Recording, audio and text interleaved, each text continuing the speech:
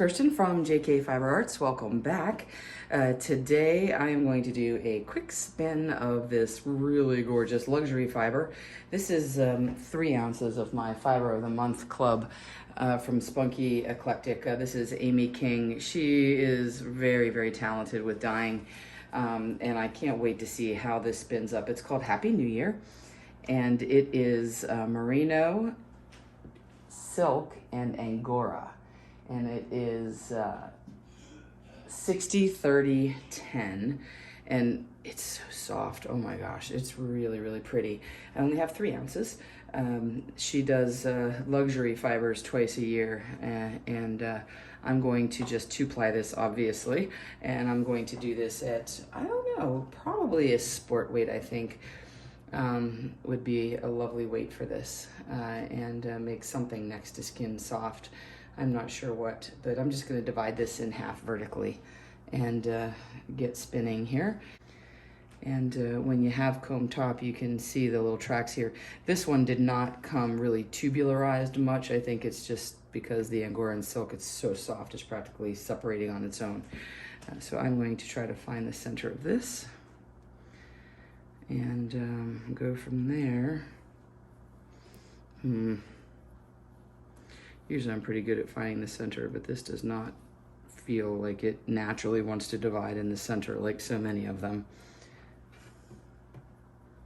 Yeah, this feels a lot thicker. Well, I'm going to do my best here. Let's see if I'm even close. Let's see how I did with my eyeballing. And we were 90. Well, yeah, we're zooming in on that because that was pretty lucky. 45, it's exactly split in half. I have my first bobbin of the single here of Happy New Year. This is really, really soft. It's relaxed a little bit on the bobbin. It's I finished this a few days ago. And what I ended up doing was spinning this at a 22 WPI. I'm going to spin the second bobbin now, and then we'll get this plied. And this spun like a dream. It was so soft and lovely. What I'm going to do is I used the larger whirl here. Show me my bobbin. There we go.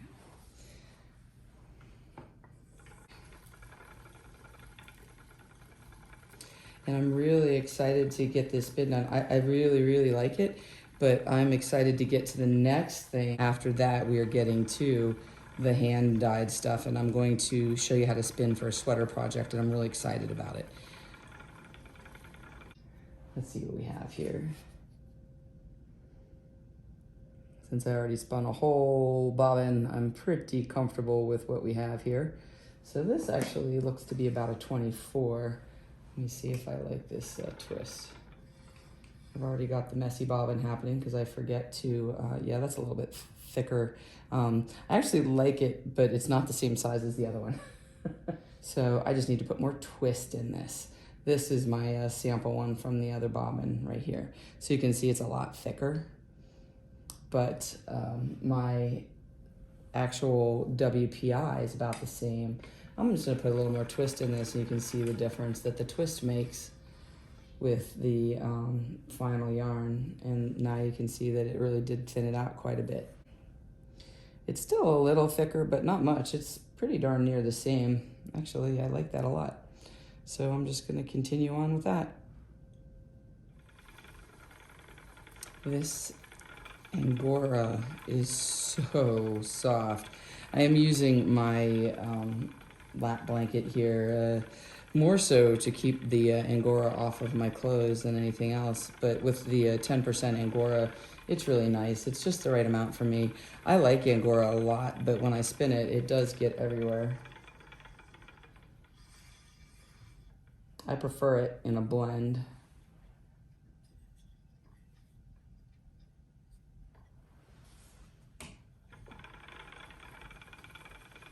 I think we're doing just fine here. My husband has told me that I need to make my videos 10 minutes or less because nobody wants to watch a video that's longer than 10 minutes. So I'm going to try to do things shorter. Although, I feel like there's a lot of information, even though you've seen me do this a bunch, there's always something new that in my free-flowing consciousness always comes up with something I forgot to mention before. But apparently that's not the way you're supposed to do it. So I'm going to try to keep this quick. So my draw here, I have my tension set almost as low as it can be. And I'm just letting it go onto the bobbin when I'm ready here. It's hard to take twist out on a single. You can't really undo it unless you untwist the entire braid, which is kind of a pain. I spun the first bobbin. I didn't really have a thickness of final yarn in mind or a project. I just decided to spin it, and I was just going to let the yarn be what it wanted to be. And it wanted to be around a 22 WPI for this single here. And I wasn't really putting a ton of twist in it. I don't want it to be some hardy firm yarn. I want this to be luxury, soft, something lovely next to my skin. And you know, with the Angora, it's going to be fuzzy anyways, so it's not like I'm going to do any sort of defined stitch or anything. So this is just going to be a real fun, quick, soft, be what it wants to be kind of a spin. I am doing a backwards, like a short backwards draw on this. I can't wait to see how this looks plied. A lot of times I've spun some yarns up from Amy King and people are like, I can't believe that that came out of that top. And she is very, very good at using the dark colors with white.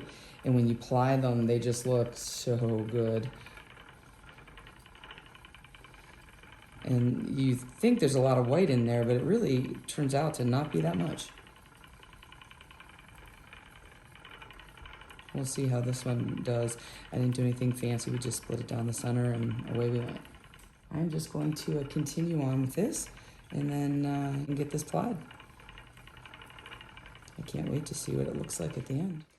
I am ready to two-ply this amazing merino, angora, and silk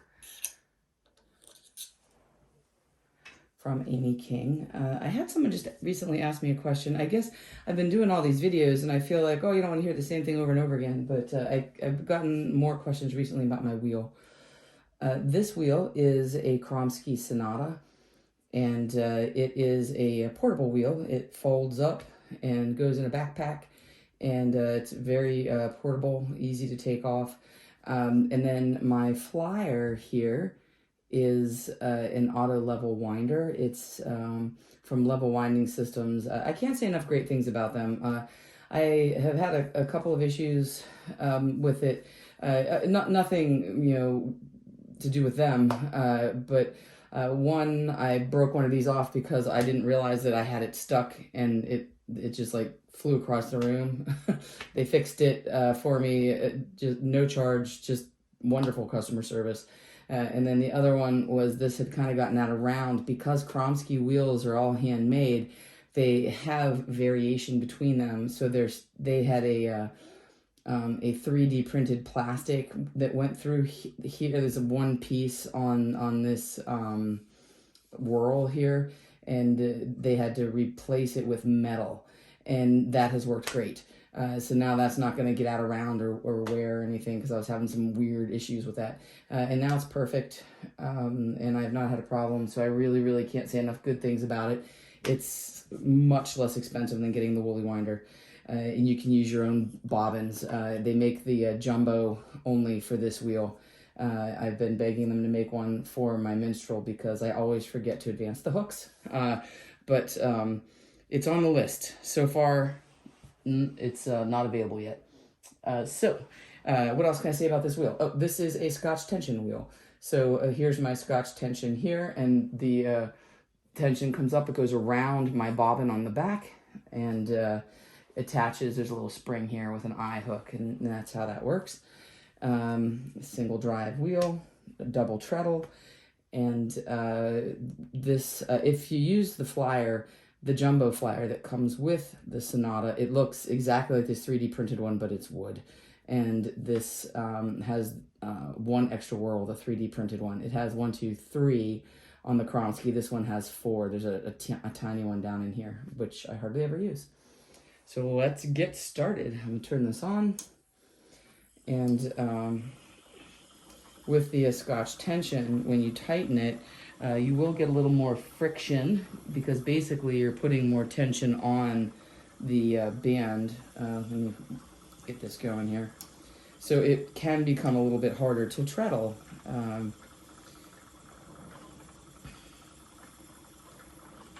When the bobbin gets full, the friction, it gets a little heavier and heavier.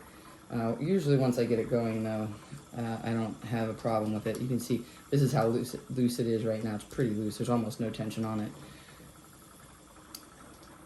And we are off and running. Let's check right away. Let's just check this because this is such a beautiful, beautiful fiber. I want to make sure I don't want to put too much twist in this. I definitely don't. This is going to be a fluffy, soft, fuzzy luxury fiber. So I do not need 30-degree angle of twist for this. This is more like, 20 tops. Let's see what we get here. I'm just looking for that little tiny bit of ply back on it. So my angle of twist. So I'm doing this, and this is really, really slow, very, very minimal, energized back on itself there with the ply. And I'm looking at the S, and I'm right at 15. So I like it.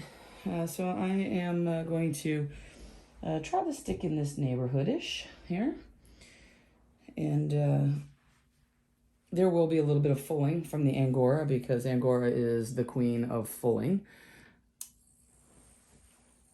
And it'll get kind of fuzzy. Angora typically will full more over time too, so it may not be immediately, but after you knit a garment, it's kind of famous for kind of continuing to fuzz and full. And it gives a wonderful, wonderful effect. So I am... Ooh, look how pretty that is. Ooh. Yep, I knew it was going to be gorgeous. So when I ply again, I just keep everything nice and parallel. What was that? That wasn't right. Something weird happened there. So on that one, I didn't notice that there was a little bit of a pigtail there, a little coil. So if that's okay, I fixed it. And I'm actually going to put a little more twist into this part right here. Just run my finger over it. You can see the twist goes right in, and there we go. Boom.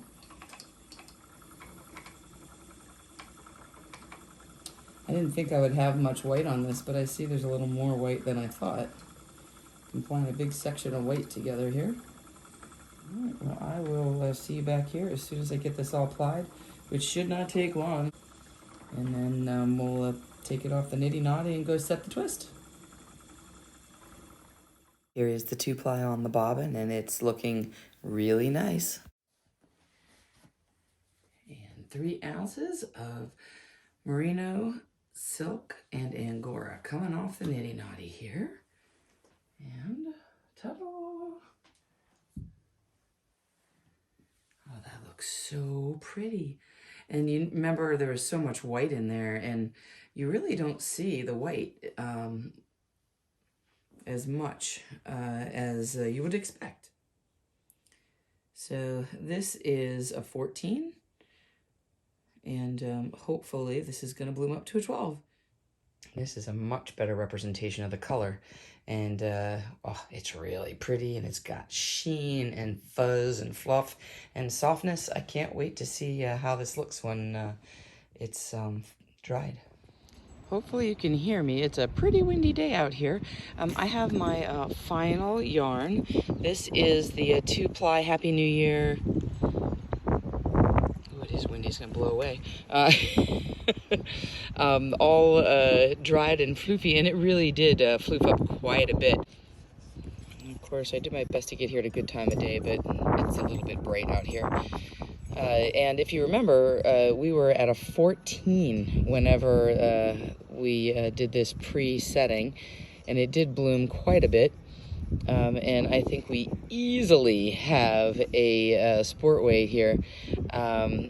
it actually is probably almost a DK weight. You know, here's 11 there now, and before it was in the 14 with room on the sides. So this is somewhere around a DK weight, I think, between Sport and DK. This is the one that's actually more accurate, I think. And this one is a more of a 11. So I think we're looking at a DK weight for the most part here.